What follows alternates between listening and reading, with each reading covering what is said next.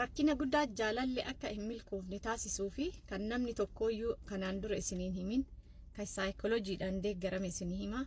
Yaada kanaan wal fakkaatu yoo barbaaddan mana kana fooloo godhuun komentii yaada qabdan barreessuun viidiyoo kana sheer godhuudhaan nama hunda biraan akka ga'u taasisaa. Rakkinni guddaan jaalala keessatti namni walii galuu dhabuuf ammallee kan namni yeroo nama tokko jaallatu jalqaba otoo ittiin yaadin otoo hin hubatin misteekii guddaa uumuu keessaa tokko nama filatu san maaliif akka filatu adda baasee wallaaluu isaati.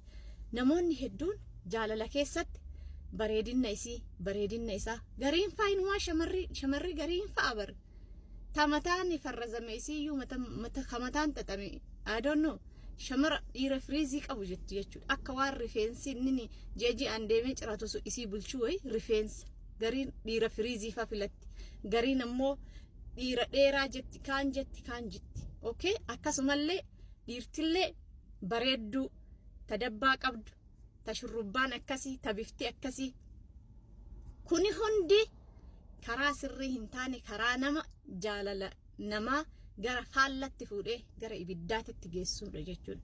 Maal jechuudha? Addunyaa kana gubbatti jahannamiin lammataa yookaan azaabni lammataa bultiidha. Bultii kana ammoo abbaan waan laallatuuf waan hin laallanne yoo adda baasee hin beekne jireenyi isaa jireenya dukkanaa taati jechuudha. Kanaaf nama tokko yoo laallattan dhugamaan jaalala keessa milkaa'uu yoo barbaadan jechuudha. Nama tokko yoo laallattan wanni isin irraa laallachuu qabdan jalqaba dhiiras ta'ee shamaras ta'ee jechuudha.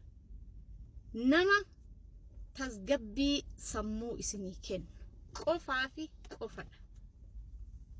Ragaan kana namoota hedduutu fakkeenyaaf nama tokko filatta ta'e qabeenyaaf otoo mana qabu otoo makiinaa qabu otoo mana bareedaa qabu jireenyaan bultiin adda ba'ee kophaa isaa rakkataa jiraata. Especially yeroo ammaa kana jechuudha. Biyya kamiin keessattuu yoo fudhattanii jettan namoonni bultiin chaalenjii isaan godhaa jirtu namoota rakkattootaa miti. Namoota qabeenya qabanii fi namoota jireenya bareedaa qabanidha.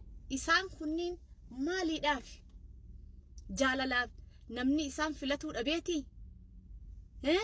Hanqina qabaataniiti qabeenya gahaa qabanii waan hunda qabanii garuu ammoo jaalala qajeelaa waan hin arganneef bakki jaalalaa sun isaanii qorraa jiraatanii jechuudha. Kanaaf qabeenyi jaalala hin bitu warri qabeenyaan sobamtan.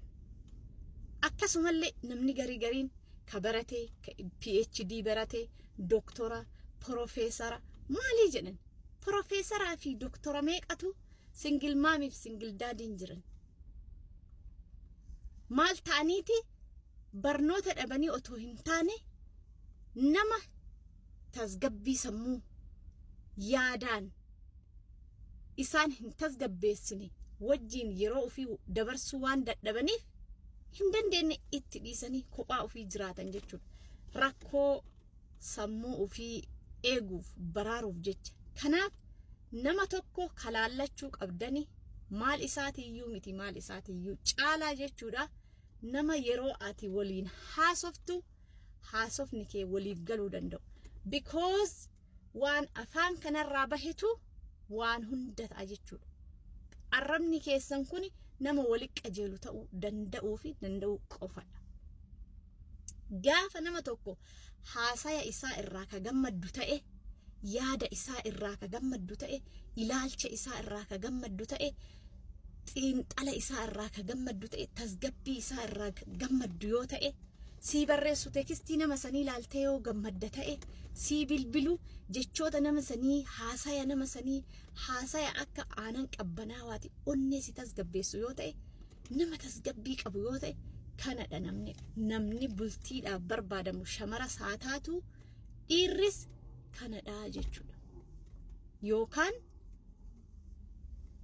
siree bareedaa irra ciistee soofaa bareedaa makiinaa bareedaa qabattee yoo wantoonni jechoonni isin walitti darbattan ka akka niikularaa ta'e sammuu keessa isin dhoosaa kayoo tekstii walii barreessitan tekstiin maa ati gallaaltu kun akka alarjikiititti ija keessi gubee keessaan sammuu keetis taru yoo ta'e meeti eessa gammachuun kan kee.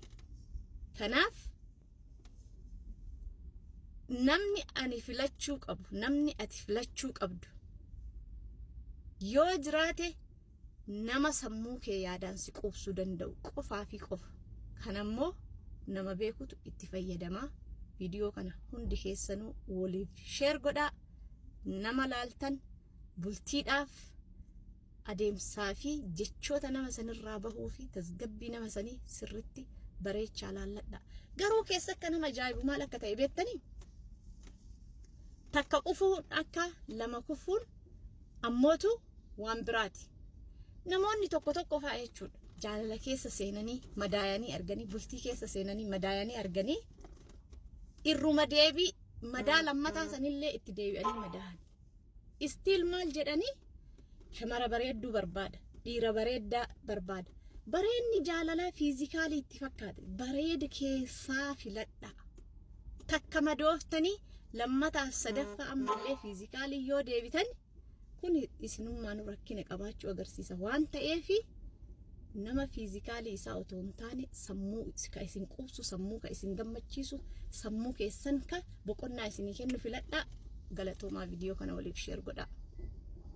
Kana yoo gootan milkaa'inni keessan rabbii gaditti ni argama jechuudha.